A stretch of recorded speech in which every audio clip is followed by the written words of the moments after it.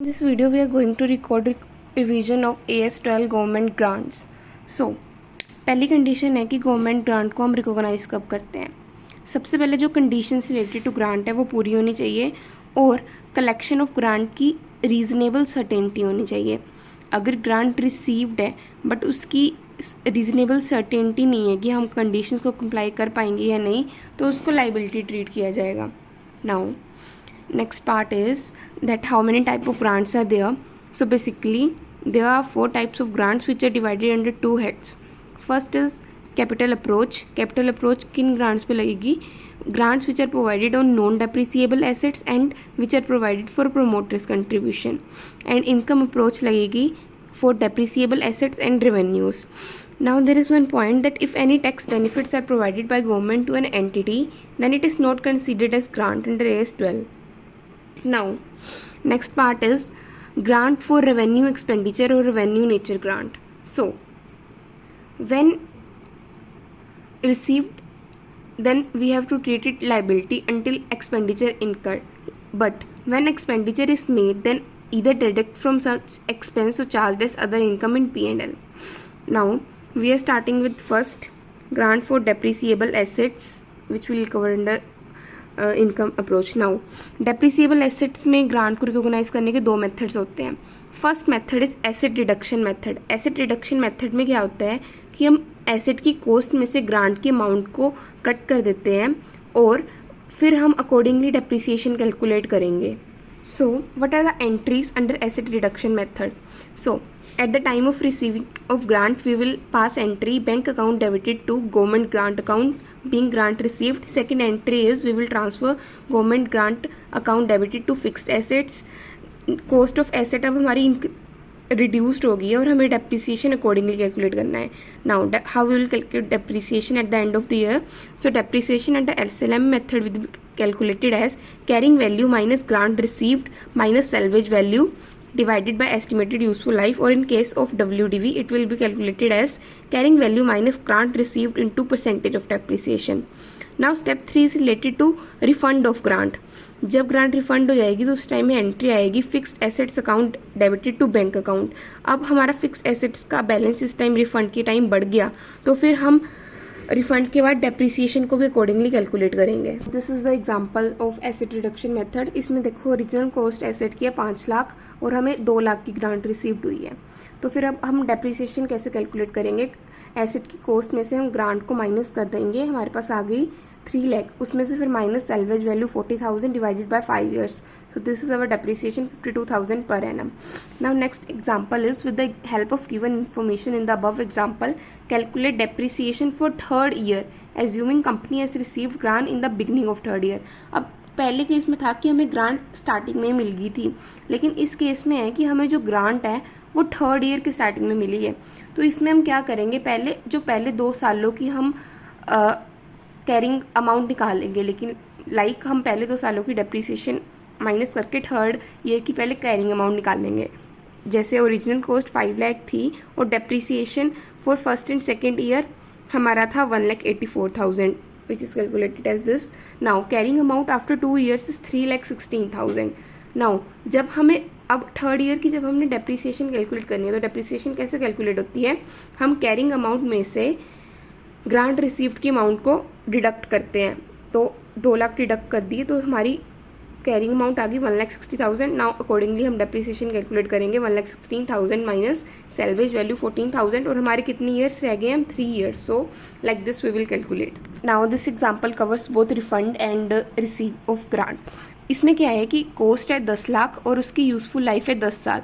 Grant जो है वो 3rd ईयर के स्टार्टिंग में रिसीव्ड हुई है और 6th ईयर में वो रिफंड हो गई है. तो कैसे कैलकुलेट करेंगे depreciation of 6th year? Now original cost तो 10 लाख है और हमें पहले 3rd ईयर की कैरिंग अमाउंट तक पहुंचना है. तो ये वही स्टेप है जो पहले बताया था कि डेप्रिसिएशन 2 साल के माइनस करके कैरिंग अमाउंट पे हम पहुंच जाएंगे. 3rd ईयर की बिगनिंग की कैरिंग अमाउंट हमारी आ गई 8 लाख.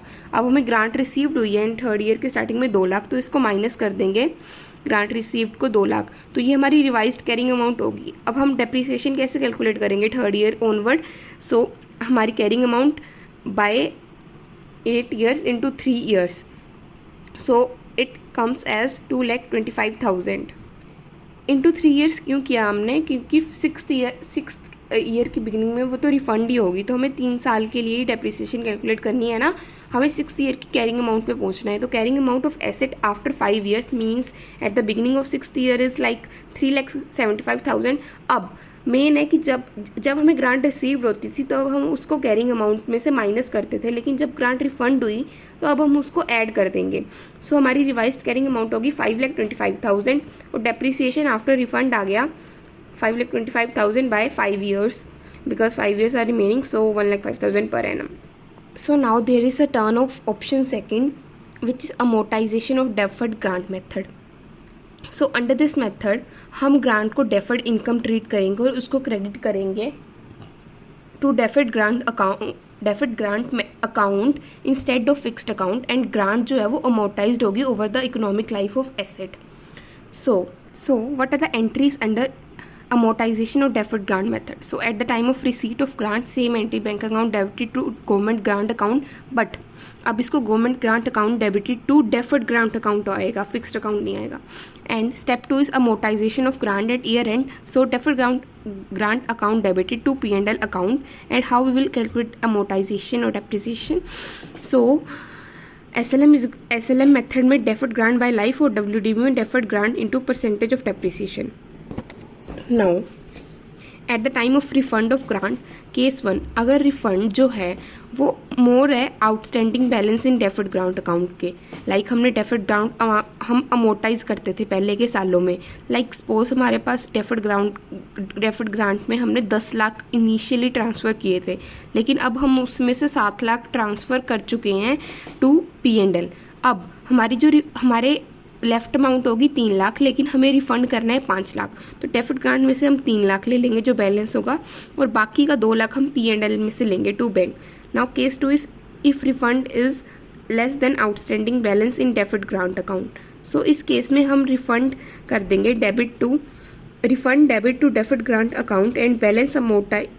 हम लाइक एग्जाम्पल कि अगर हमारे वही गवर्नमेंट ग्रांट में हमने 10 लाख डाल ले और हमने 5 लाख अमोर्टाइज कर दिया, हमारे पास बैलेंस रह गया 3 लाख, अब हमारे पास बैलेंस रह गया 5 लाख और हमें रिफ़ंड करना है 3 लाख. तो जो 3 लाख है वो हम डेफर्ड ग्रांट अकाउंट में से रिफ़ंड कर देंगे, और जो 2 लाख रह गया बैलेंस अमोर्टाइज उसको हम रिमेनिंग लाइफ में अमोर्टाइज कर देंगे. And one more point is कि डेप्रिसिएशन के मेथड के हिसाब से अमोर्टाइजेशन होगी डेफर्ड ग्रांट अकाउंट में. लाइक अगर डेप्रिसिएशन का मेथड है SLM, तो हम डेफर्ड ग्रांट में से जो P&L में अमाउंट भेजेंगे उसको भी SLM के बेसिस पे भेजेंगे, लेकिन अगर इसमें WDB है तो उसमें भी WDB लेगा. अब फर्स्ट एग्जांपल है कि हमें ग्रांट 2 लाख की रिसीव हुई और यूजफुल लाइफ ऑफ एसेट 10 साल है. अब मेथड ऑफ डेप्रिसिएशन SLM लगेगा.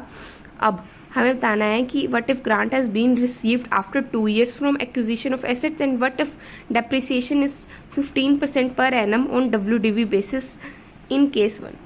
सो अब इस केस में क्या होगा, अब इस केस में एंट्रीज क्या थी, सबसे पहले तो bank account debited to deferred grant account, bank account debited to government grant account, and then government grant account debited to this government grant account debited to deferred grant account. तो ये credit में आ गया 2 लाख जो हमें grant milli.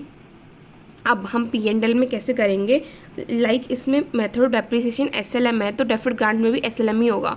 So deferred grant account debited to P&L amount कितनी होगी, 2 lakh divided by 10 years. तो balance carry down हो गया 1,80,000.